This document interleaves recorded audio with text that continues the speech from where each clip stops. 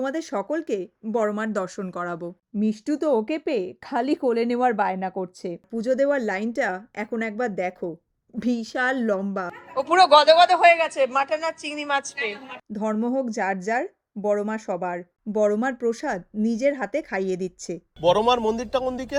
সকালের জলখাবারে এরকম রাস্তার কচুরি আর তরকারি আখের রস খেয়ে ওর গোপ গজিয়ে গেছে।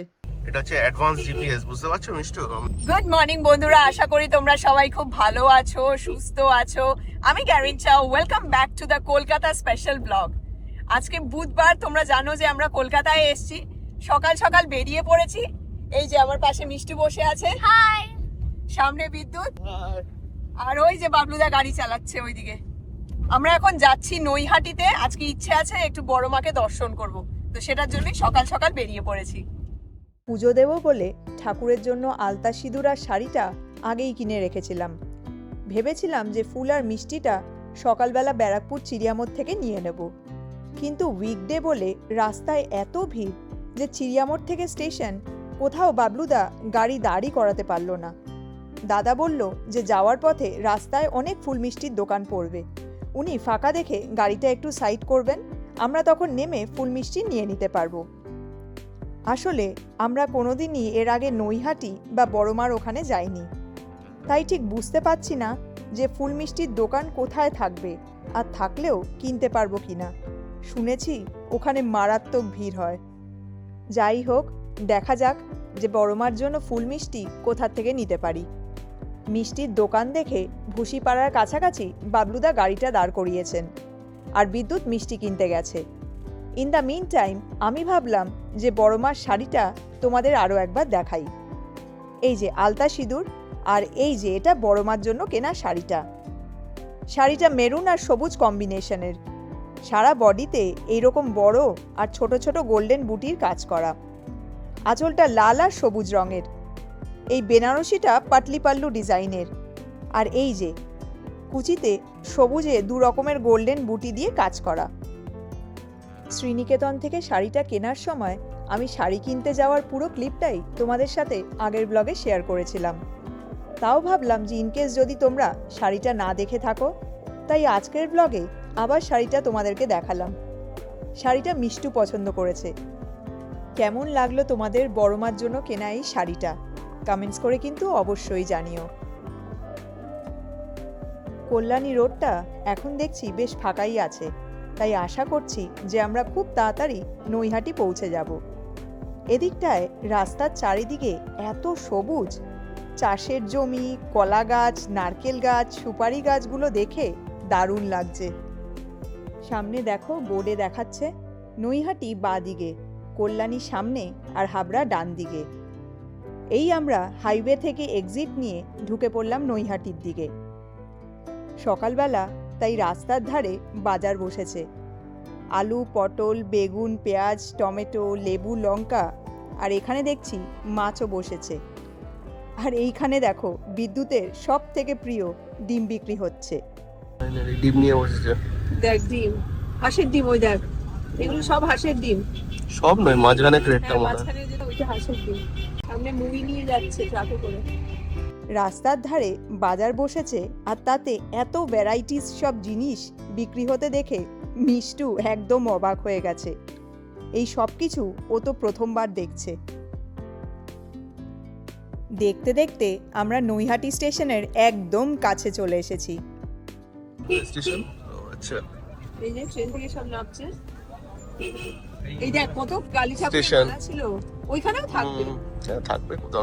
মিষ্টি কেনা হলেও বড়মার জন্য ফুল বা মালা কোনোটাই এখনো কেনা হয়নি, তাই আমার মাথায় এখন ফুলের চিন্তা ঘুরছে। কাকা, ও কাকা, বড়মার মন্দিরটা কোন দিকে? এই রাস্তা দিয়ে। ও আগেরটা দিয়ে ডান দিকে, আচ্ছা ঠিক আছে। না না, এটা হচ্ছে অ্যাডভান্স জিপিএস, বুঝতে পারছো মিষ্টু? আমরা যেভাবে যাচ্ছি, you don't need a map. You don't need a map. এখানে এই যে যারা দাঁড়িয়ে আছে তারাই হলো অ্যাডভান্স জিপিএস। আমরা জানলা দিয়ে বাইরের লোকজনকে ডেকে বড়মার মন্দিরে যাওয়ার ঠিকানা জিজ্ঞেস করছি বলে মিষ্টু ভাবছে যে আমরা রাস্তা হারিয়ে ফেলেছি। ও বলছে যে আমরা কেন জিপিএস অন করে যাচ্ছি না। ও দেশে তো কোনো অচেনা জায়গায় গেলেই আমাদের জিপিএসই ভরসা, তাই এখানেও ওর মাথায় সেটাই ঘুরছে। তাই আমি আর বিদ্যুৎ ওকে বোঝাচ্ছি যে এখানে কোনো মেশিন জিপিএসের প্রয়োজনই পড়ে না, আমাদের দেশে পথ চলতি মানুষই হলো অ্যাডভান্স জিপিএস। গাড়ি থেকে নেমে আমরা এখন হাঁটছি। সামনে থেকে ডান দিকে ঘুরে একটু গেলেই নাকি মন্দির। আর ফেরার সময় যাতে রাস্তা না গুলিয়ে ফেলি, তাই ডান দিকের এই মিষ্টির দোকান মিষ্টিমুখ এই নামটা মনে রাখছি। আর ভিডিওতে তো পুরোটাই রেকর্ড হচ্ছে। গলি দিয়ে বেরিয়ে দুপা হাঁটলেই রাস্তার দুধারে দেখছি প্রচুর দোকানপাট। জায়গাটা বেশ জমজমাট। আর সামনে দেখো লোকজনের ভিড় আছে। মনে হচ্ছে যে এটাই পুজো দেওয়ার লাইন। হ্যাঁ, এটাই বড় মাকে পুজো দেওয়া বা দর্শন করার লাইন। আমরা লাইনে দাঁড়িয়ে পড়েছি, আর লাইনটা বিশাল লম্বা। মন্দিরটা যে অ্যাকচুয়ালি কোথায় সেটাই বুঝতে পারছি না। যাই হোক, এখানে দেখো এই দোকানটায় লেখা আছে সাধনা ঔষধালয়, কিন্তু ওষুধপত্র তো কিছুই দেখতে পাচ্ছি না। সামনে দুদিকে প্লাস্টিকের ঝুড়ি, বালতি, বক্স, আর মাঝে বড় মার ছবি আর পুজোর সব জিনিসপত্র রয়েছে। পাশে এই দোকানটাতেও দেখো বড় মার কি অসাধারণ সব ছোট বড় ছবি ফ্রেমে বাঁধানো রয়েছে।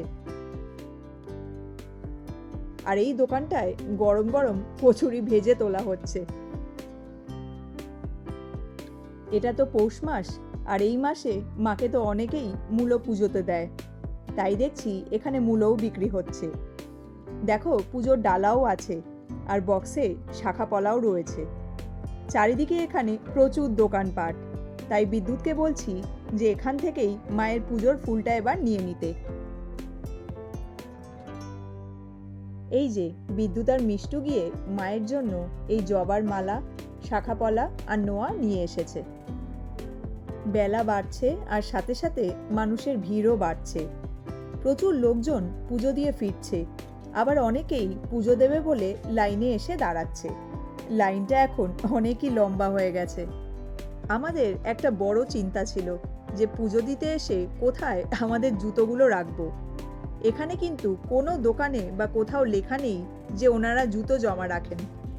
ঠাকুরের ফুল কিনতে গিয়ে বিদ্যুৎ ওই ডলার লেখা দোকানটায় জিজ্ঞেস করাতে ওনারা বললেন যে আমাদের জুতোগুলো ওনারা দোকানে রাখবেন। পার জুতো জোড়া 5 টাকা, মানে টোটাল 15 টাকা দিয়ে আমরা আমাদের জুতোগুলো ওই দোকানে রেখেছি। যাই হোক, প্রায় 20-25 মিনিট লাইনে দাঁড়ানোর পর আমরা মন্দিরের একদম সামনে চলে এসেছি। এই যে সামনে ডান দিকে মন্দিরে ঢোকার কোলাপসেবল গেট। দেখো লেখা আছে জয় বড়মা, ধর্ম হোক যার যার, বড়মা সবার, নৈহাটি বড় কালী পূজা সমিতি ট্রাস্ট। সিঁড়িতে প্রণাম করে এই আমরা ঢুকে পড়লাম বড়মার মন্দিরে। এখানে দেওয়ালে বড়মার একটা বিশাল বড় আর অপূর্ব সুন্দর ছবি টাঙানো আছে। বড়মাকে পুজো দেওয়ার জন্য আমাদের কিন্তু লাইনে খুব একটা বেশিক্ষণ দাঁড়াতেই হলো না। আর এখানে দেখছি সবকিছুই খুব সুন্দরভাবে ম্যানেজ করা হচ্ছে। দেখো লাইনটাও কিন্তু খুব তাড়াতাড়ি এগোচ্ছে। একটু হেঁটেই আমরা মন্দিরের মেন দরজার সামনে প্রায় চলেই এসেছি। এখন আমি ক্যামেরাটা একটু অফ করছি। আমরা ভেতরে ঢুকে তারপর তোমাদের সকলকে বড়মার দর্শন করাবো। আমরা ভেতরে চলে এসেছি, আর এই যে আমাদের সামনে বড়মা। বড়মাকে অপূর্ব অসাধারণ দেখতে লাগছে বললেও কম বলা হবে। মায়ের পরনে একটা মেরুন আর সবুজ বেনারসি শাড়ি। মাকে দেখে আমাদের চোখ একদম আটকে গেছে। এতদিন ফোনে টিভিতে বড়মাকে দেখেছি, আর আজ বড়মা টানলো বলেই আমরা মাকে এসে দর্শন করতে পারলাম। আমাদের সামনে এখন অনেক লোকজন আছে। ওনাদের মাকে দর্শন আর পুজো দেওয়া হয়ে গেলে তারপর আমরা সামনে গিয়ে মাকে আরও কাছ থেকে দেখব আর পুজো দেব। যাই হোক, বড় মাকে পুজো দিয়ে মন্দির থেকে বেরিয়ে তারপর তোমাদের সাথে আবার কথা হচ্ছে।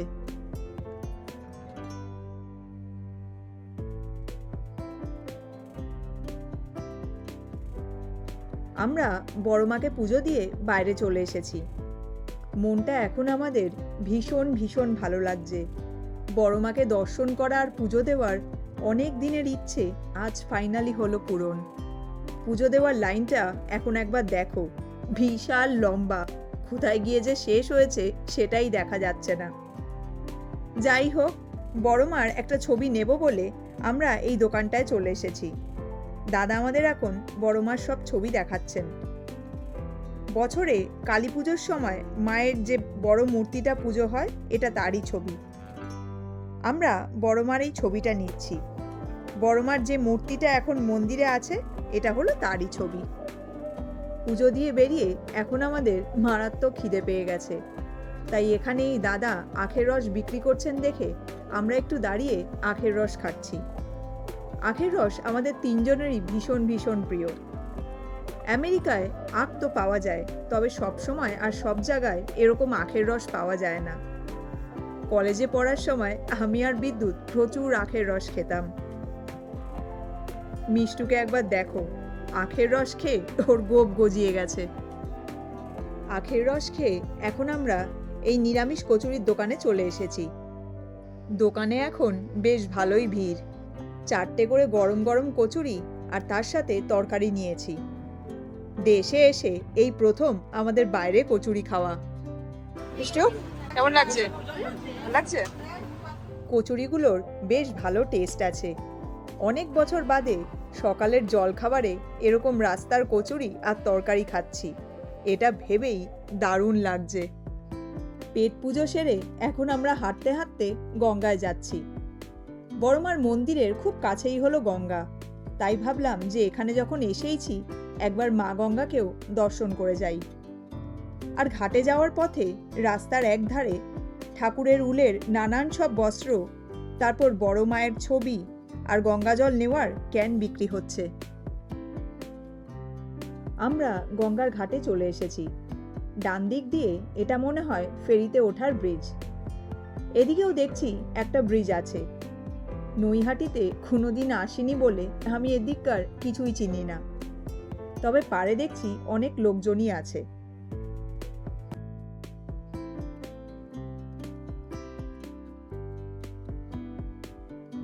ওই পার্টটা কি হবে এটা? তোমরা কি কেউ জানো নৈহাটির ওই পাড়টা কি? জানলে প্লিজ একটু কমেন্টস করে আমাদের জানিও। অনেকেই দেখছি গঙ্গাজল মাথায় ছেটাচ্ছে, আবার অনেকেই জারে গঙ্গাজল ভরে নিচ্ছে।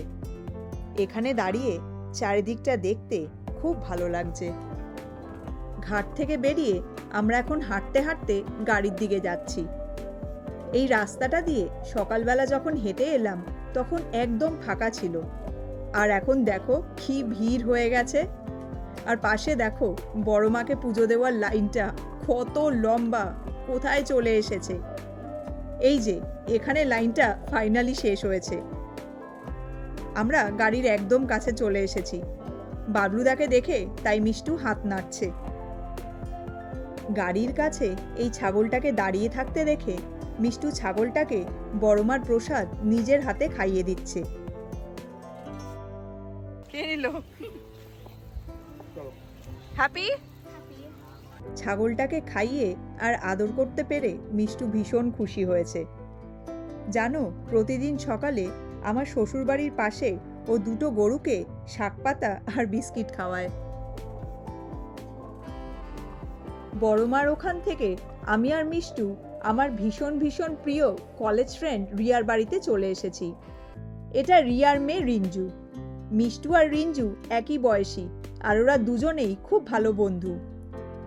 আর এই মিষ্টি বেবি যাকে নিয়ে আমরা এত আনন্দ করছি, ও হলো তৌসানি, রিঞ্জুর কাজিনের মেয়ে, মানে রিয়ার নাতনি। ভীষণ ভীষণ সুইট। মিষ্টু তো ওকে পেয়ে খালি কোলে নেওয়ার বায়না করছে, আর ও এত লোকজন দেখে ভীষণ ভীষণ খুশি হয়ে লাফালাফি করছে। ওকে দেখে আমার মিষ্টুর একদম ছোটবেলার কথা মনে পড়ে গেল। লাঞ্চ টাইম হয়ে গেছে, তাই মিষ্টু ওর 2 বন্ধুর সাথে খেতে বসে পড়েছে। রিঞ্জুকে তো তোমরা চিনেই গেছো, আর রিঞ্জুর পাশে ওটা হলো আমার আর এক বন্ধু মৌসুমীর মেয়ে রিদিমা। মিষ্টু, রিঞ্জু আর রিদিমা 3জনেই খুব ভালো বন্ধু। আমার মতন মিষ্টুও আজ ওর বন্ধুদের সাথে দারুণ আনন্দ করছে। ও পুরো গদে গদে হয়ে গেছে মাটন আর চিংড়ি মাছ পেয়ে। আর দিস না। আর এই যে এটা রিয়া, যার বাড়িতে আমরা এসেছি, আর এটা মৌসুমি। বাচ্চাদের খাওয়া দাওয়া হয়ে গেছে, এবার আমরা তিনজনে একসাথে খেতে বসবো। রিয়া জানে যে আমরা চিংড়ি মাছ আর মাটন দুটোই খেতে প্রচণ্ড ভালোবাসি, সেজন্যই ও আমাদের সবার জন্য এই লোভনীয় খাবারগুলো বানিয়েছে। প্লিজ না, আমাকে আর দিস না। আর রিয়া, আমার ভাত কমিয়ে দে। ভাত কমই আছে। না না, ওরম করিস না, আমি খেতে পারবো না। আমি ভাত আর দিচ্ছি না। মানে আমি এসে যা খাচ্ছি না, মানে কি বলবো। এখানে এই কদিনের জন্য আসলে তো খেতেই হবে, কিছু করার নেই। 19 দিনে মানে দুবেলা করে খাচ্ছি, দুবেলা। কবজি ডুবিয়ে চিংড়ি মাছের মালাইকারি আর মাটন দিয়ে প্রচুর ভাত খেয়ে এখন আমরা আবার গল্প করতে বসে পড়েছি। আর আমাদের এই আড্ডায় আমাদের আরও এক বন্ধু জয়েন করেছে। ও হলো প্রিয়ম। ও আমাদের সাথে কলেজে পড়তো। তবে আজ আমি আমাদের আরও এক খুব স্পেশাল কলেজের বন্ধু শ্রীপর্ণাকে ভীষণ মিস করছি। যাই হোক, আমাদের এই আড্ডা এখন চলতেই থাকবে। এতদিন বাদে বন্ধুবান্ধবদের সাথে গেট টুগেদার হলে যা হয় আর কি। তো যাই হোক, আজকের ব্লগটা তাহলে এখন আমি এখানেই শেষ করছি। তোমরা কিন্তু কমেন্টস করে অবশ্যই জানিও যে আজকের এই ব্লগটা তোমাদের কেমন লাগলো। আর যদি ভালো লাগে তাহলে প্লিজ একটা লাইক করো। যারা এখনও সাবস্ক্রাইব করোনি প্লিজ সাবস্ক্রাইব করে দিও। আর তোমরা যে যেখান থেকে ব্লগগুলো দেখো, ফেসবুক হোক বা ইউটিউব, তোমাদের যদি ব্লগগুলো ভালো লাগে তাহলে প্লিজ একটু শেয়ার করো। তোমাদের সাথে খুব শিগগিরই দেখা হবে কলকাতার আরও একটা স্পেশাল ব্লগ নিয়ে। তোমরা সবাই খুব ভালো থেকো, সুস্থ থেকো, সাবধানে থেকো, আমাদের সঙ্গে থেকো। Take care and thank you so much for watching. By.